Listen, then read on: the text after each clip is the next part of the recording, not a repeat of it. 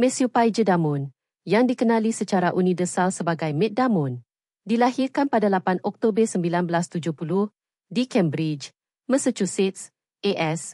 Ialah seorang pelakon, penulis skrip dan penerbit Amerika yang sangat diiktiraf.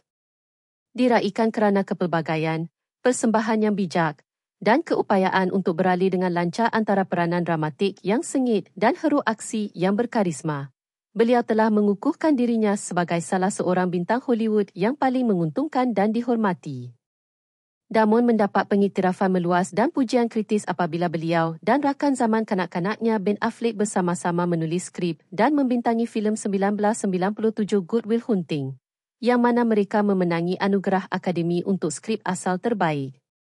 Damon juga menerima pencalonan anugerah Akademi untuk pelakon terbaik atas persembahannya dalam filem tersebut.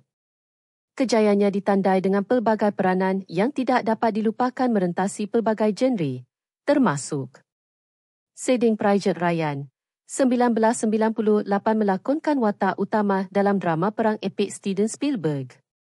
Franchise Jason Bourne, bermula dengan The Bourne Identity pada tahun 2002 mengukuhkan dirinya sebagai bintang aksi terkemuka dengan lakonannya sebagai super spy amnesia.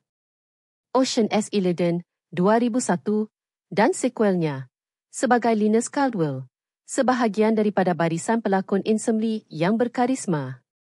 The Departed, 2006 persembahan cemerlang dalam thriller jenayah Martin Scorsese. Invictus, 2009 melakonkan Franois Pienaar, memperoleh pencalonan anugerah Akademi untuk pelakon pembantu terbaik. True Grit, 2010 filem western yang diarahkan oleh Coen Brothers. Dematian, 2015 memperoleh pencalonan anugerah Akademi ketiganya untuk pelakon terbaik atas persembahan solonya sebagai angkasawan yang terdampar di Marih. Ford v Ferrari, 2019 sebagai pereka automotif Carroll Shelby. Selain lakonan, Damon juga merupakan penerbit aktif, terutamanya melalui syarikat produksinya Pearl Street Films, yang diasaskan bersama Ben Affleck. Beliau juga diiktiraf atas usaha filantropinya. Daya tarikan berpanjangan Matt Damon terletak pada komitmen konsistennya terhadap penceritaan yang menarik dan lakonan nuansanya, mengukuhkan statusnya sebagai kuasa besar sinematik.